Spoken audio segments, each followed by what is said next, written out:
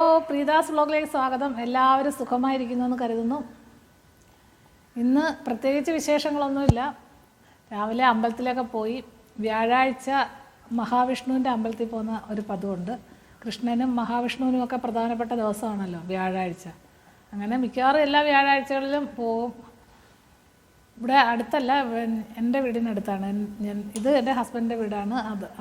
എൻ്റെ വീടിനടുത്താണ് അമ്പലം. മഹാവിഷ്ണു ക്ഷേത്രമാണ്. ഇവിടുന്ന് ഒരു 3-4 കിലോമീറ്റർ അപ്പുറമാണ്. പിന്നെ അമ്പലത്തിൽ പോയി ഒരിക്കലെടുക്കുന്ന പതിവുണ്ട് കേട്ടോ. വ്യാഴാഴ്ച ഒരു ദിവസം ഒരു നേരം മാത്രം ആഹാരം കഴിക്കും. അന്നേരം അത് മാസത്തിൽ ഒരു ദിവസം അങ്ങനെ എടുക്കും. പിന്നെ എല്ലാ വ്യാഴാഴ്ചയും നോൺ വെജ് ഒന്നും ഉപയോഗിക്കത്തില്ല. അങ്ങനെ എടുക്കുന്ന ഒരു വ്രതമാണ്. അങ്ങനെ പോയിട്ട് വന്നതേ ഉള്ളൂ. നല്ല മഴയുണ്ടായിരുന്നു, എങ്കിലും പോയി തൊഴുതിട്ട് വന്നു. പിന്നെ അടുത്ത് തന്നെയാണ് എൻ്റെ കുടുംബ വീട്. അങ്ങനെ അവിടെ കയറി അമ്മയൊക്കെ കണ്ടു. കുറച്ച് നേരം അവിടെയൊക്കെ ഇരുന്നിട്ടാണ് വന്നത്. അതാണ് ഇന്ന് വീഡിയോ എടുക്കാൻ അല്പം താമസം നേരിട്ടത്. അങ്ങനെ പോയിട്ട് വന്നതേ ഉള്ളൂ. വ്യാഴാഴ്ച വ്രതം എങ്ങനെ എടുക്കുന്നതെന്ന് ആർക്കെങ്കിലും സംശയം ഉണ്ടെങ്കിൽ ഞാൻ എങ്ങനെ എടുക്കുന്നതെന്നുള്ളത് പറഞ്ഞുതരാം. തലേ ദിവസം ബുധനാഴ്ചയുടെ മീനും ഒന്നും നമ്മൾ നോൺ വെജ് ഒന്നും ഉപയോഗിക്കാൻ പാടില്ല. അതേപോലെ പഴകിയ ആഹാര സാധനങ്ങളൊന്നും കഴിക്കാൻ പാടില്ല. അതുപോലെ പഴങ്കഞ്ഞി, അതേപോലെ തലേ ദിവസത്തെ കൂട്ടാൻ, അങ്ങനത്തെ ഒന്നും കഴിക്കാതെ ബുധനാഴ്ചയുടെ വ്രതമായിട്ട് നിൽക്കണം. അത് കഴിഞ്ഞ് വ്യാഴാഴ്ച രാവിലെ എഴുന്നേറ്റ് കുളിച്ച് പൂജാമുറിയിൽ വിളക്കൊക്കെ കൊളുത്തിയതിന് ശേഷം കൃഷ്ണനോ മഹാവിഷ്ണുവിൻ്റെയോ ഫോട്ടോ ഉണ്ടെങ്കിൽ ഒരു തുളസിമാലയൊക്കെ കെട്ടിയിടുന്ന പതിവുണ്ട്. തുളസി കുറവാണെങ്കിൽ ബാക്കി എല്ലാ പൂവും കൂടെ ചേർത്തിട്ടുള്ള ഒരു മാല കെട്ടിയിടും. പിന്നെ ഒരു നെയ്വിളക്കൊക്കെ കൊളുത്തി വെക്കും. അതിനുശേഷം കുറച്ച് നാമങ്ങളൊക്കെ ചൊല്ലി അതിനുശേഷം അതിനുശേഷം അമ്പലത്തിൽ പോകും. അമ്പലത്തിൽ പോയിട്ട് യഥാശക്തി വഴിപാടുകളൊക്കെ ചെയ്ത് കുറച്ച് നേരം അവിടെയൊക്കെ ഇരുന്ന് നാമമൊക്കെ ചൊല്ലിയതിന് ശേഷം പൂജയൊക്കെ കണ്ട് ദീപാരാധന, രാവിലത്തെ പൂജയുണ്ടല്ലോ, രാവിലത്തെ പൂജയും ദീപാരാധനയൊക്കെ കഴിഞ്ഞ് നമുക്ക് അവിടെ നിന്ന് നിവേദ്യ ചോറ് തരും. നിവേദ്യ ചോറ് പച്ചരി പറ്റിച്ച ചോറ് തരും. അത് വാങ്ങി വീട്ടിൽ കൊണ്ടുവന്നിട്ട് നമുക്ക് തൈരോ ചമ്മന്തിയോ ഒക്കെ കൂട്ടി ആ ചോറ് കഴിക്കാം. പിന്നെ ഇന്ന് രാവിലെ നമ്മളൊന്നും കഴിക്കാൻ പാടില്ല. പിന്നെ തലവേദനയൊക്കെ എടുക്കുന്ന ആൾക്കാരുണ്ടെങ്കിൽ ഒരു ചായ കുടിക്കുന്നതുകൊണ്ടൊന്നും കുഴപ്പമില്ല. സാധാരണ വ്രതങ്ങളിൽ ചായയും കാപ്പിയൊന്നും ഉപയോഗിക്കാതിരിക്കുന്നതാണ് നല്ലത്. പിന്നെ തലവേദന എടുക്കും അങ്ങനെയൊക്കെ ഉള്ളവർ വേണമെങ്കിൽ ഒരു ചായ കുടിക്കുന്നതുകൊണ്ട് കുഴപ്പമില്ല. പിന്നെ ഉച്ചയ്ക്ക് ഒരു നേരം ഭഗവാന്റെ ഈ നിവേദ്യച്ചോറ് മാത്രമേ കഴിക്കാൻ പാടുള്ളൂ. പിന്നെ 4 മണിക്ക് ഇഷ്ടമുള്ളവർക്ക് ചായ, തലവേദന എടുക്കുമെന്നുണ്ടെങ്കിൽ ചായ കുടിക്കാൻ കുഴപ്പമൊന്നുമില്ല. പാലൊക്കെ അല്ലെങ്കിൽ പാല് കാച്ചി കുടിക്കുകയോ അങ്ങനെ എന്തെങ്കിലും ചെയ്യാം. പിന്നെ രാത്രിയിൽ കഴിവതും ഒന്നും കഴിക്കാതിരിക്കുകയാണ് ചെയ്യുന്നത്. ഒരു പഴം എങ്ങാനും വേണമെങ്കിൽ കഴിക്കും, ഇല്ലെങ്കിൽ വേണ്ട, അങ്ങ് കിടക്കും. അതാണ് ഇന്നൊരു ദിവസത്തെ വ്രതമേ ഉള്ളൂ. പിന്നെ നാളെ രാവിലെ എഴുന്നേറ്റ് കുളിച്ച് സാധാരണ ദിവസത്തെ പോലെ എല്ലാ വ്രതം. അങ്ങനെയാണ് ഞാൻ വ്യാഴാഴ്ച വ്രതം എടുക്കുന്നത്. പിന്നെ എല്ലാ വ്യാഴാഴ്ചയും നമ്മൾ മീനൊന്നും കഴിക്കാനും പാടില്ല. വ്രതം എടുക്കുന്ന വ്യാഴാഴ്ചയല്ല, ആഴ്ചയിൽ വരുന്ന ഓരോ വ്യാഴാഴ്ചകളുണ്ടല്ലോ, ആ വ്യാഴാഴ്ചകളിൽ നമ്മൾ ഈ വ്യാഴാഴ്ച വ്രതം എടുക്കുകയാണെങ്കിൽ പിന്നെ ആ വ്യാഴാഴ്ച നമ്മൾ നോൺ വെജ് ഒന്നും ഉപയോഗിക്കാതിരിക്കുന്നതാണ് നല്ലത്. ഉപയോഗിക്കാതിരിക്കണമെന്നാണ് നിയമം. ഇപ്പോൾ തിങ്കളാഴ്ച വ്രതം എടുക്കുമ്പോൾ പിന്നെ ഒരു തിങ്കളാഴ്ച നമ്മൾ ഉപയോഗിക്കത്തില്ലല്ലോ.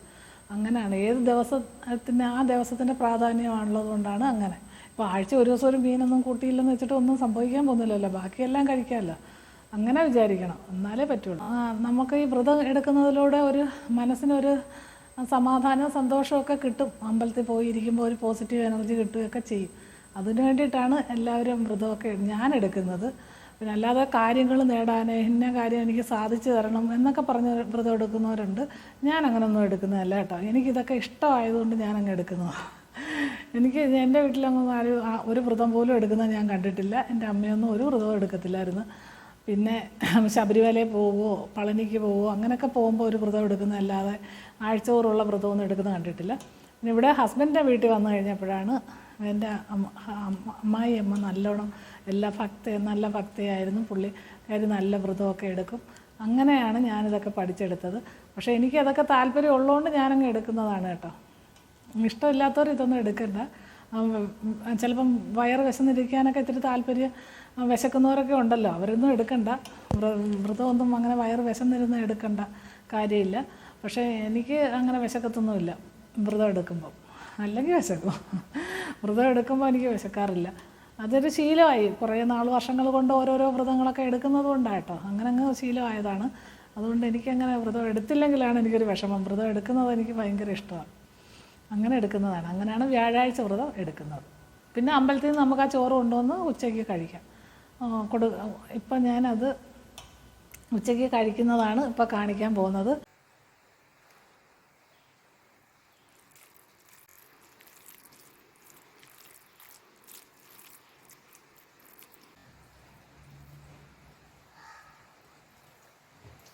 ചോറൊക്കെ ഉണ്ട്. പിന്നെ ഇന്ന് ഇനി എന്താ വേറെ പ്രത്യേകിച്ച് വിശേഷങ്ങളൊന്നുമില്ല. ഇന്നലെ ഞാനൊരു വീഡിയോ ഇട്ടിരുന്നല്ലോ പച്ചക്കറികളുടെയൊക്കെ, അത് നിങ്ങളൊക്കെ കണ്ടു കാണുമെന്ന് കരുതുന്നു. അതുകൊണ്ട് എല്ലാവരും ചുമ്മാതൊന്നും ഇരിക്കാതെ കുറച്ച് പച്ചക്കറി കൃഷിയൊക്കെ ചെയ്യണം. ഗ്രോ ബാഗിലോ അല്ലെങ്കിൽ വീടിൻ്റെ മുറ്റത്ത് സ്ഥലം ഉണ്ടെങ്കിലോ ഒക്കെ കുറച്ച് നല്ല വെയിൽ കിട്ടുന്ന സ്ഥലം നോക്കി കുറച്ചൊക്കെ കൃഷിയൊക്കെ ചെയ്യുക. അപ്പോൾ നമുക്ക് നമ്മുടെ ആവശ്യത്തിനുള്ള കൃഷി, നമ്മുടെ ആവശ്യത്തിനേക്കാൾ കൂടുതൽ കിട്ടും. നമ്മുടെ ആവശ്യത്തിന് കുറച്ച് മതി, അത് കഴിഞ്ഞിട്ട് ബാക്കിയുള്ളത് ആർക്കെങ്കിലും കൊടുക്കാനും കിട്ടും.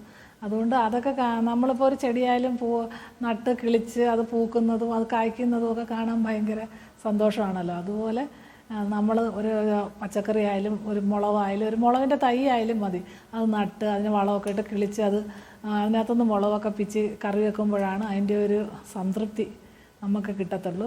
അതുകൊണ്ട് എല്ലാവരും ചുമ്മാ ഇരിക്കുന്ന വീട്ടമ്മമാരൊക്കെ ഉച്ചയ്ക്കൊക്കെ കിടന്ന് ഉറങ്ങാതെ അല്പനേരമൊക്കെ ഒന്ന് കിടന്നിട്ട് എഴുന്നേറ്റ് പെട്ടെന്ന് ജോലിയൊക്കെ തീർക്കുക, അല്ലെങ്കിൽ നമ്മുടെ ഇതുപോലുള്ള പച്ചക്കറി കൃഷികളൊക്കെ ചെയ്ത് കുറച്ച് സമയം അതിന് വേണ്ടിയിട്ടൊക്കെ വിനിയോഗിക്കണമെന്നാണ് എനിക്ക് പറയാനുള്ളത്. അതുപോലെ രാവിലെ എഴുന്നേൽക്കണം, എല്ലാവരും രാവിലെ എഴുന്നേറ്റ് പഠിക്കണം. രാവിലെ എഴുന്നേറ്റ് പഠിക്കുമ്പോൾ കുറേയൊക്കെ സമയം നമുക്ക് കിട്ടും, എല്ലാ കാര്യത്തിനും നമുക്ക് സമയം കിട്ടും. അതുപോലെ എല്ലാവരും അതുപോലെയൊക്കെ ചെയ്ത് വീടൊക്കെ വൃത്തിയാക്കി വെച്ച് അങ്ങനെയൊക്കെ വേണം വീട്ടമ്മമാർ ചെയ്യാൻ. അല്ലാതെ എപ്പോഴും അങ്ങ് ടി വിയും കണ്ട് മൊബൈലും നോക്കി ഇരിക്കാൻ പാടില്ല.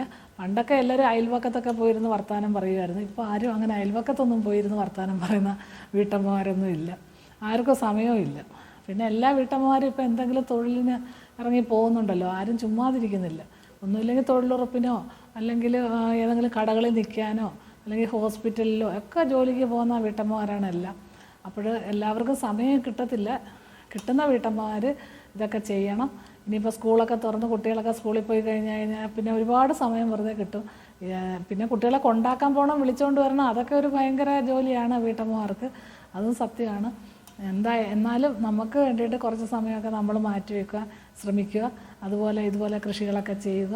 അങ്ങനെ നമ്മുടെ ജീവിതം സന്തോഷമായിട്ട് സമാധാനമായിട്ട് ഇരിക്കാൻ എപ്പോഴും ചിന്തിക്കുക. നമ്മൾ അതുപോലെ പോസിറ്റീവായിട്ട് എല്ലാ കാര്യങ്ങളും എടുക്കുക. എപ്പോഴും നെഗറ്റീവ് കാര്യങ്ങളും ദുഃഖങ്ങളും വിഷമങ്ങളും മാത്രം പറഞ്ഞുകൊണ്ടിരിക്കാതെ എപ്പോഴും സന്തോഷവതികളായിട്ട് സന്തോഷവാന്മാരുമായിട്ടൊക്കെ ഇരിക്കാൻ ശ്രമിക്കുക. ദുഃഖങ്ങളില്ലാത്തതായിട്ട് ആരുമില്ല, എല്ലാവർക്കും ഓരോ തരത്തിലുള്ള ദുഃഖങ്ങളുണ്ട്. അതിനിപ്പോൾ അംബാനി ആയാലും പിന്നെ താഴെ കിടക്കുന്ന നമ്മളായാലും നമുക്കും ദുഃഖങ്ങളുണ്ട്, അവർക്കും അവരുടേതായ ദുഃഖം കാണും. അതുകൊണ്ട് ദുഃഖങ്ങളും സുഖങ്ങളും ഒക്കെ ഇങ്ങനെ വന്നും പോയിരിക്കും. അങ്ങനെ നമ്മുടെ സമയമൊന്നും കളയാൻ നമ്മൾ നിൽക്കരുത്.